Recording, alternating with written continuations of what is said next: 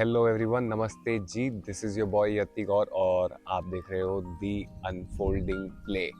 आज फाइनली समय आ चुका है कि हम लोग ब्लॉग निकाल रहे हैं जगन्नाथ पुरी के बारे में, जगन्नाथ जी के बारे में, जहाँ पे हम लोगों ने अपना पहला पार्ट ख़त्म किया है। बट फिलहाल बिना टाइम वेस्ट करे हुए स्टार्ट करते हैं कहानी जगन्नाथ जी की। वैसे अगर देखा जाए तो जो चार धाम की यात्रा पे हम लोग हैं बटौर में, वो एक्चुअली में एक ही भगवान नारायण के स्वरूप है। और जिस तरह उत्तराखंड में नॉर्थ में नारायण बद्री विशाल या बद्री नारायण के नाम से जाने जाते हैं, ठीक उसी तरह ईस्ट में उड़ीसा में नारायण जगन्नाथ जी के नाम से जाने जाते हैं। और बहुत ही अमेजिंग पीछे की एक स्टोरी है और ये एक देखने वाली चीज़ है कि जिसके हाथ पैर नहीं वो पूरी दुनिया कैसे चलाता है। अगर हम लोग बात करें जगन्नाथ की तो ये बोला जाता है कि नाथों में नाथ जगन्नाथ को माना जाता है। और यूजुअली जो क्रिया होती है धाम करने की, उसमें चार धाम में जगन्नाथ जी जो है वो आखिरी में करे जाने चाहिए, ऐसा बोला जाता है, क्योंकि वो तीन धाम के बाद सीधा मोक्ष का द्वार होते हैं।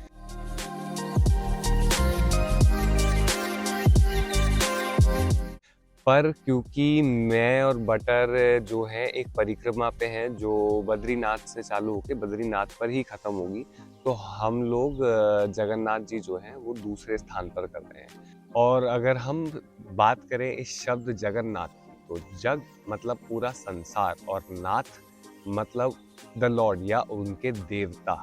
इस संसार के देवता को जगन्नाथ बोला जाता है और जगन्नाथ का ये अर्थ है, इस नाम का ये अर्थ ये बताता है।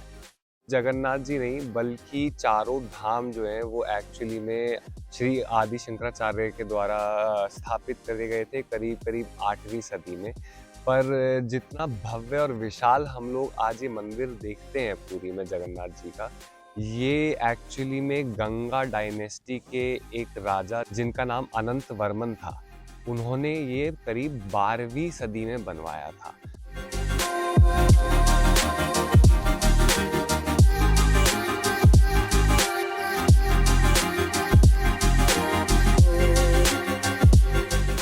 और बहुत ही एक मैजिकल साइट है, जब आप वहाँ पर जाओगे तो बहुत ही एक देखने वाली चीज़ है। और कुछ ऐसे फैक्ट्स हैं मंदिर के बारे में जो बहुत ही ज़्यादा अनबिलीवेबल है, मतलब साइंस भी आज तक कुछ चीज़ें फिगर आउट नहीं कर पाई है।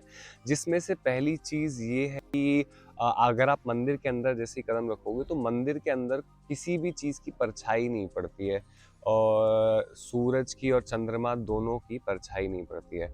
और ऐसा कहीं और नहीं होता, और ये होना भी बहुत ज़्यादा मुश्किल है। और जो ध्वज है उसकी काफ़ी ज़्यादा इम्पोर्टेंस है। ये जो ध्वज है मंदिर का, ये हर रोज़ करीब 4:30 से 5 बजे बदला जाता है। और इन ध्वजों को बदलने के लिए जो लोग चढ़ते हैं, तो ये फियर को ओवरकम करने के लिए और इतना कॉन्फिडेंस गेन करने के लिए करीब करीब 10 साल 12 साल की उम्र से या उससे भी थोड़ा पहले से जो है ट्रेनिंग दी जाती है।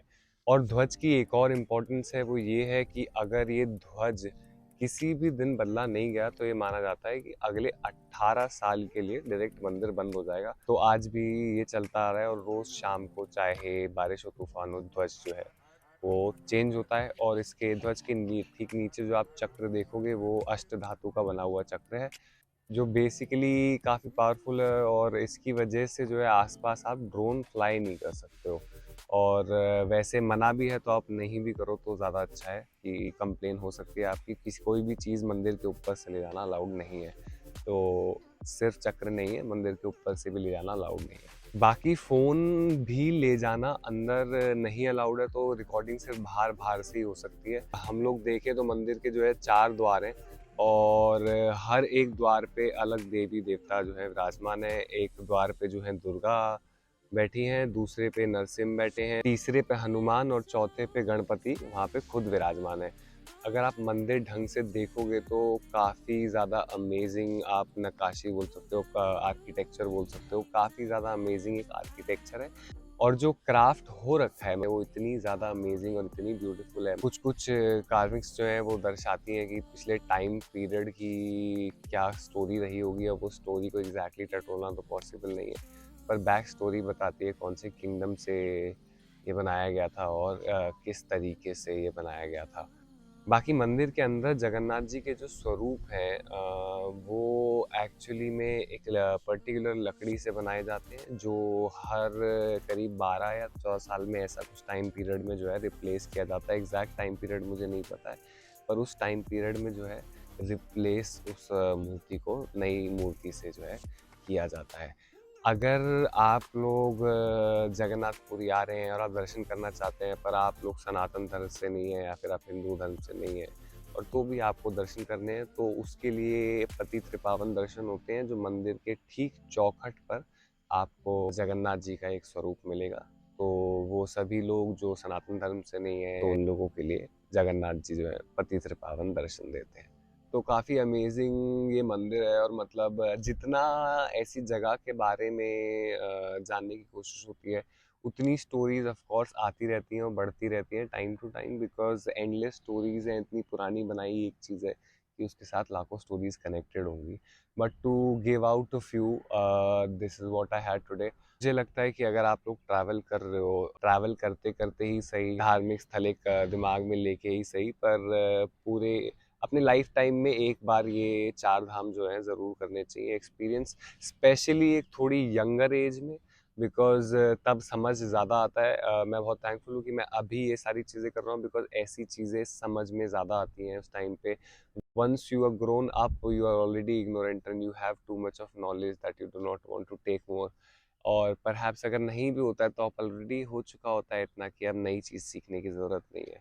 तो इसीलिए ये जो जगहें हैं, तीर्थ स्थल हैं और धाम है, मुझे लगता है कि it should be done in early age, ताकि हम लोग जो है बेटर इन जगहों को समझ पाएँ और इसकी मान्यता क्या है, और खुद वो मैजिक जो है देख पाएँ। तो फिलहाल आज के लिए इतना ही है, और अगर आप लोग आ रहे हो तो ज़रूर आओ जगन्नाथपुरी। बाकी बटर और मेरा यहाँ पे अभी पहला पार्ट ख़त्म हुआ है। बद्रीनाथ से जगन्नाथपुरी आने में हम लोगों को टोटल 2991 किलोमीटर्स चलना पड़ा है। तो करीब 5 महीने 16 दिन में हम लोग पहुँच गए थे, और हम लोग आराम से अब 10 दिन 8 दिन रुकने के बाद हम लोग अपनी जर्नी जो है वो कंटिन्यू करेंगे।